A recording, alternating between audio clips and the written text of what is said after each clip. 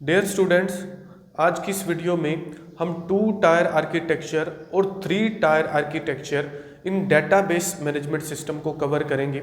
सबसे पहले हम दोनों आर्किटेक्चर की जो वर्किंग है उसको समझते हैं, बेसिक कॉन्सेप्ट को समझते हैं। तो आगे बढ़ने से पहले अगर आप चैनल पर न्यू आए हो तो चैनल को सब्सक्राइब ज़रूर कर दो, वीडियो को लाइक और शेयर ज़रूर कर दो। बढ़ते हैं टॉपिक की तरफ। सबसे पहले हम 2 टायर आर्किटेक्चर की जो वर्किंग है उसको समझते हैं। वर्ड यहाँ पर यूज़ हो रहा है टायर। इसको टायर भी बोला जाता है, समटाइम इसको टीयर से भी प्रोनाउंसिएट किया जाता है, तो उससे कोई फर्क नहीं पड़ता। टायर का जो मीनिंग है वो है लेयर। वो आर्किटेक्चर जिसके अंदर 2 लेयर्स होंगी, 2 लेयर्स होंगी, उसको 2 टायर आर्किटेक्चर बोला जाता है। और जिसमें 3 लेयर्स होती हैं उसको 3 टायर आर्किटेक्चर बोला जाता है। अब 2 टायर आर्किटेक्चर में वो जो 2 लेयर्स हैं वो कौन कौन सी हैं? जो पहली लेयर है इसको बोला जाता है क्लाइंट लेयर, और दूसरी जो लेयर है उसको बोला जाता है डाटा लेयर, या इसको डाटाबेस सर्वर भी बोला जाता है। और एक और बात आपने माइंड में रखनी है, 2 टायर जो आर्किटेक्चर है इसको क्लाइंट सर्वर आर्किटेक्चर भी बोला जाता है। अब होता कुछ यूं है कि ये जो क्लाइंट्स हैं ये बेसिकली मशीन्स हैं, कंप्यूटर्स हैं। इन मशीन्स में डिफरेंट एप्लीकेशन प्रोग्राम इंस्टॉल्ड हैं जो कि एक इंटरफेस प्रोवाइड करते हैं। उस इंटरफेस को यूज करते हुए डाटा को फेच किया जाता है डाटाबेसिस से। होगा कुछ यूं, फॉर एग्जांपल ये जो क्लाइंट 2 है, ये जो मशीन है, यहाँ पर एक इंटरफेस है। ये इंटरफेस से अपना कुछ डाटा जो है वो यहाँ से फेच करवाना चाहता है इस डाटाबेसिस से। तो जैसे ही वो यहाँ से कोई रिक्वेस्ट करेगा तो वो जो डाटा है जो वो फेच करवाना चाहता है उसके लिए एक क्यूरी जो है वो आएगी। वो जो क्यूरी है वो इस C2 यानी कि क्लाइंट 2 से वो क्यूरी यहाँ पर आती है डाटाबेसिस में। डाटाबेसिस में जब आती है तो यहाँ पर वो एग्जीक्यूट होती है, वो यहाँ पर प्रोसेस होती है। प्रोसेस होने के बाद यहाँ से डाटा वापस कहाँ पर जाता है? इस C2 यानी कि क्लाइंट 2 के पास। जो भी आउटपुट की फॉर्म उसकी होती है उस आउटपुट की फॉर्म में वहां पर उसको वो दिखाया जाता है। ये क्या है? 2 टायर आर्किटेक्चर। हम इसको सिंपल रियल लाइफ एग्जांपल से समझने की कोशिश करते हैं।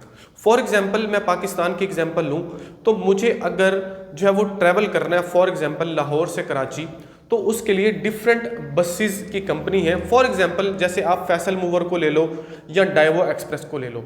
मैं जाता हूँ फैसल मूवर के टर्मिनल पर और वहाँ पर जाके मुझे अपनी टिकट को रिजर्व करवाना है। जैसे ही मैं उस टर्मिनल पर जाता हूँ तो वहाँ पर जो है डिफरेंट सिस्टम्स के ऊपर जो है उनके एम्प्लॉयज़ बैठे हुए हैं। मैं उनके पास जाता हूँ, मैं जाके उनको डिटेल देता हूँ कि मुझे फ़लाँ डेट को फ़लाँ टाइम में जो है वो ट्रैवल करना है फ्रॉम लाहौर टू कराची। तो वो क्या करता है, वो जो सिस्टम वहां पर सामने उनके पड़ा हुआ है वो क्या है? वो उनकी मशीन्स हैं जो कि क्या है? उनके क्लाइंट्स हैं। वहां से वो डाटा को अपनी जो भी इंटरफेस के जरिए जो डिटेल्स होती हैं मेरी वो पुट करते हैं, या डाटा बेसिस से डाटा वो फेच करते हैं उन बसेस के रिलेटेड, उन सीट्स के रिलेटेड जो मैंने जो है वो ट्रैवल करना है उसके मुताबिक। तो क्या होता है, वहां से वो डाटा फेच करवाते हैं बसेस का, उनकी स्क्रीन पर आता है और वो मुझे एक टिकट को प्रिंट आउट करके दे देते हैं। अब वहां पर क्या हो रहा है? वहां पर 2 टायर आर्किटेक्चर यूज हो रहा है जहां पर लिमिटेड नंबर ऑफ क्लाइंट्स हैं। वहां पर ये देखिए, ये जो उनके एम्प्लॉयज बैठे हुए हैं वो क्या है? क्लाइंट साइड पर मशीन के जरिए यूज कर रहे हैं और डाटा बेसिस से डाटा को जो है वहां पर फेच करवा रहे हैं। ये सिंपल सा एग्जांपल है किसका? 2 टायर आर्किटेक्चर का। इसके अलावा भी बहुत सारी एग्जांपल्स हैं। अब हुआ कुछ यूं कि वही जो फैसल मूवर कंपनी है, उस फैसल मूवर कंपनी के जो आप बोल सकते हो कस्टमर्स हैं वो डे बाय डे बढ़ते गए, बल्क नंबर ऑफ कस्टमर्स उनके हो गए। अब उन्हें ये पता है कि अगर सारे के सारे कस्टमर्स जो हैं यहाँ पर आए इन टर्मिनल्स पर, वहाँ पर आकर वो टिकट की रिजर्वेशन करवाएं तो वो नहीं करवा सकते।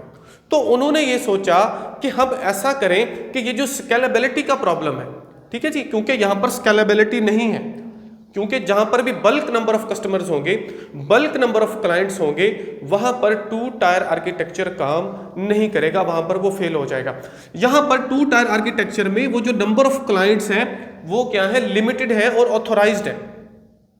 ऑथोराइज्ड किस तरह से? क्योंकि उन्हीं के ट्रेंड बंदे बैठकर वहां पर जो है उसको यूज कर रहे हैं। तो अब फैसल मूवर कंपनी ने ये सोचा कि ये जो स्केलेबिलिटी का प्रॉब्लम आ रहा है, जो बल्क नंबर ऑफ हमारे कस्टमर्स हो गए, तो अब क्या किया जाए कि हमारा ये प्रॉब्लम सॉल्व हो। क्योंकि उनकी जो नंबर ऑफ बसेस हैं वो बढ़ गई, उनका जो कस्टमर है वो बहुत ज़्यादा बढ़ गया। Now 3 level architecture come into the picture. तो वो क्या करते हैं, वो शिफ्ट होते हैं किसमें, 3 लेवल आर्किटेक्चर में। उसमें क्या होगा, उसमें कोई भी उनका जो कस्टमर है वो कहीं पर भी बैठकर, डेटाबेसेस चाहे कहीं पर हो, उनका टर्मिनल कहीं पर हो, बल्क नंबर ऑफ कस्टमर कहीं पर भी बैठकर खुद से किसी एक वेबसाइट पर जाके उसको एक्सेस करते हैं उनकी डेटाबेसेस को। फॉर एग्जांपल मुझे आज के टाइम में अगर हम देखें 3 टायर जो आर्किटेक्चर है, मैं सिंपल क्या करूंगा, फैसल मूवर की वेबसाइट को ओपन करूंगा। ओपन करने के बाद मैं जाके वहाँ से उनकी डिटेल निकालूंगा कि मुझे लाहौर से कराची जो है वो ट्रैवल करना है, जाके डिफरेंट नंबर ऑफ वहाँ पर मुझे फील्ड्स को फिल करना है, वहाँ पर लिस्ट बॉक्स होंगे, इंटरफेस होगा जिसको आप एप्लीकेशन प्रोग्राम बोलते हो। वहाँ से मैं इंटरफेस से डाटा को जो है वो अपने को सिलेक्ट करूँगा, ओके करूँगा, तो होगा कुछ यूँ कि डाटा जो है वो उनकी डाटा बेसिस में जाएगा और वापस मुझे उसका जो है वो आउटपुट मिल जाएगा। वो क्या है, 3 टायर आर्किटेक्चर। अब 3 टायर आर्किटेक्चर काम कैसे करता है, अब 3 टायर आर्किटेक्चर में एक लेयर जो है वो बढ़ गई। वो लेयर कौन सी बढ़ गई, वो बढ़ गई ये वाली लेयर जिसको एप्लीकेशन सर्वर या जिसको बिजनेस लेयर बोला जाता है। अब इसकी वर्किंग क्या है, इसकी वर्किंग को समझते हैं और फिर से वापस चलेंगे अपनी रियल लाइफ एग्जांपल में, तो हम इसको अच्छे से समझ सकेंगे। अब नंबर ऑफ क्लाइंट्स जो है वो यहां पर बढ़ चुके हैं, ठीक है जी, एन नंबर ऑफ क्लाइंट्स, बहुत ज्यादा क्लाइंट्स हो गए इनके। अब वो जो क्लाइंट्स हैं जब उस इंटरफेस को यूज करेंगे तो जो डाटा या वो जो क्यूरी, वो जो कमांड है वो पहले कहां पर जाएगी, वो जाएगी एप्लीकेशन सर्वर के पास। अब एप्लीकेशन सर्वर क्या करेगा, उसको एग्जीक्यूट करेगा, उसको प्रोसेस करेगा। यहां हम ऐसा बोल सकते हैं कि अगर यहां पर वो जो कोई भी लैंग्वेज यूज हो रही है, वो PHP यूज हो रही है, वो ASP.NET यूज हो रहा है, वो कोई भी लैंग्वेज जो यूज हो रही है, वो जब कमांड यहां पर आई तो वो उसको जो है आप बोल सकते हो हाई लेवल लैंग्वेज से कन्वर्ट करता है किसमें, मशीन लैंग्वेज में, उसको ट्रांसलेट करता है, उसको प्रोसेस करता है। प्रोसेस करने के बाद फिर वो किसके पास जाएगा, इस डाटा लेयर के पास जाएगा। यहां से जो भी डाटा उसको चाहिए वो डाटा वापस किसके पास जाता है, एप्लीकेशन सर्वर के पास, और एप्लीकेशन सर्वर फिर से उसको प्रोसेस करता है। किस फॉर्म में, जिस फॉर्म में उस क्लाइंट को उसका आउटपुट चाहिए उस इंटरफेस में, यहां से फिर से उसको प्रोसेस करके ये उस क्लाइंट को उसका जो है वो आउटपुट देगा। अब अगर हम देखें तो यहां पर हुआ क्या, वो जो काम इस डेटाबेसिस में हो रहा था, वो जो प्रोसेसिंग यहां पर डेटाबेस सर्वर में हो रही थी, वो अब यहां पर नहीं हो रही बल्कि किस में हो रही है, इस लेयर में हो रही। इससे क्या हुआ, ये जो दरमियान में हमने एक इंटरमीडिएट बोल सकते हो, या हमने जो एक इंटरफेस लगा दिया बिटवीन क्लाइंट एंड जो हमारे पास डाटा लेयर है, इनके दरमियान, उससे क्या हुआ, उससे 2 प्रॉब्लम सॉल्व हुए। सबसे पहला प्रॉब्लम स्केलेबिलिटी का प्रॉब्लम, यानी कि अगर हमारे पास लिमिटेड नंबर ऑफ क्लाइंट्स थे तो वहां पर, यहां पर जो 3 लेवल आर्किटेक्चर है, यहां पर अगर हमारे पास अनलिमिटेड नंबर ऑफ क्लाइंट्स हैं तो वो प्रॉब्लम सॉल्व हो गया। दूसरे नंबर पर जो प्रॉब्लम सॉल्व हुआ वो हुआ सिक्योरिटी का प्रॉब्लम सॉल्व। वो कैसे, तो अगर यहां पर आप देखो 2 टायर आर्किटेक्चर में, तो जो क्लाइंट्स हैं वो डायरेक्टली इंटरेक्ट कर रहे हैं डाटाबेसेस के साथ। यहां पर क्लाइंट्स डायरेक्टली डाटाबेसेस के साथ इंटरेक्ट नहीं कर रहे, बल्कि उनके दरमियान इंटरमीडिएट एक इंटरफेस आ चुका है। जितनी भी नंबर ऑफ क्यूरीज आए, जितनी भी नंबर ऑफ कमांड्स आए, वो पहले एप्लीकेशन सर्वर के पास आएंगी। एप्लीकेशन सर्वर उनको प्रोसेस करेगा, प्रोसेस करने के बाद डाटाबेसेस में से जो डाटा चाहिए उसको यहां से फेच करेगा और फिर से उसको प्रोसेस करेगा ताकि उसको उस आउटपुट जिस भी फॉर्म में वो चाहता है क्लाइंट उसमें दी जाए और उसको उस फॉर्म में आउटपुट जो है वो प्रोवाइड करेगा। तो हम इस नतीजे पर पहुंचते हैं कि अगर बल्क नंबर ऑफ कस्टमर्स हैं, बल्क नंबर ऑफ क्लाइंट्स हैं, तो वहां पर जो 2 टायर आर्किटेक्चर है वो फेल हो जाता है। वहां पर क्या यूज होता है, 3 टायर आर्किटेक्चर यूज होता है। दूसरे नंबर पर यहां पर सिक्योरिटी कंसर्न्स हैं, यहां पर सिक्योरिटी के इशू नहीं है, क्योंकि जो क्लाइंट है वो डायरेक्टली डेटाबेसेस के साथ इंटरेक्ट नहीं कर रहा, बल्कि दरमियान में एक इंटरफेस है, एक बिजनेस लेयर है, एप्लीकेशन सर्वर है, जो सारे के सारी प्रोसेसिंग करता है और उसके बाद डाटा जो है वो फेच होता है डेटाबेसेस से और जाता है क्लाइंट के पास। बिल्कुल वैसे ही जैसे हमने रियल लाइफ एग्जांपल ली फैसल मूवर कंपनी की।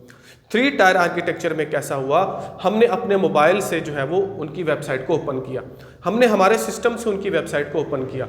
वेबसाइट को ओपन करने के बाद हमने क्या किया, वहां से नंबर ऑफ फील्ड्स को फिल किया, नंबर ऑफ चेक बॉक्सेस, वो सारा ग्राफिकल यूजर इंटरफेस होता है। क्या हुआ, ओके के बटन को प्रेस किया, जैसे ही प्रेस किया तो रिक्वेस्ट गई किसके पास, एप्लीकेशन सर्वर के पास। एप्लीकेशन सर्वर ने डाटा से जो रिलेटेड, डाटाबेसिस से जो रिलेटेड डाटा था उसको जाके कॉल किया, उसको वहां से फेच किया, वापस ले आया एप्लीकेशन सर्वर के पास। यहां पर उसने उसको फिर से आउटपुट की फॉर्म में कन्वर्ट किया और दिखा दिया मुझे कि फलां डेट फलां टाइम, इस टाइम पर आपकी टिकट जो है वो क्या हो चुकी है, आपकी फिल हो चुकी है, अभी आप क्या करो, इतने पैसे अपने जो है वो पे कर दो। ऑनलाइन हमने पेमेंट कर दी। वो जो मैं वहां पर जा रहा था फिजिकली, वो प्रॉब्लम भी सॉल्व, जो हमारे पास स्केलेबिलिटी का प्रॉब्लम था, नंबर ऑफ कस्टमर्स का, वो भी सॉल्व, जो सिक्योरिटी का प्रॉब्लम था वो भी सॉल्व। सिर्फ एक प्रॉब्लम है जो इसमें है लेकिन इसमें नहीं है, वो क्या, वो है मेंटेनेंस का प्रॉब्लम। 2 टायर आर्किटेक्चर में मेंटेनेंस इजी है, जबकि 3 टायर आर्किटेक्चर में मेंटेनेंस जो है वो बहुत ज़्यादा मुश्किल है ड्यू टू इट्स कम्प्लेक्सिटी। इसके अंदर कम्प्लेक्सिटी ज़्यादा है। साफ ज़रा, जब बल्क नंबर ऑफ कस्टमर्स होंगे, जब हमारे पास डाटाबेसेस बहुत बड़ी होंगी तो वहाँ पर कम्प्लेक्सिटीज होंगी और उसको मेंटेन करना मुश्किल होगा। तो ये बेसिक कॉन्सेप्ट है 2 टायर आर्किटेक्चर का और 3 टायर आर्किटेक्चर का। होपफुली इसका बेसिक कॉन्सेप्ट और वर्किंग आपको समझ आ गई होगी। नेक्स्ट लेक्चर में हम 3 स्कीम आर्किटेक्चर को कवर करेंगे। वीडियो अगर आपके लिए हेल्पफुल है तो लाइक और शेयर जरूर कीजिए, चैनल को सब्सक्राइब जरूर कीजिए। Thank you so much.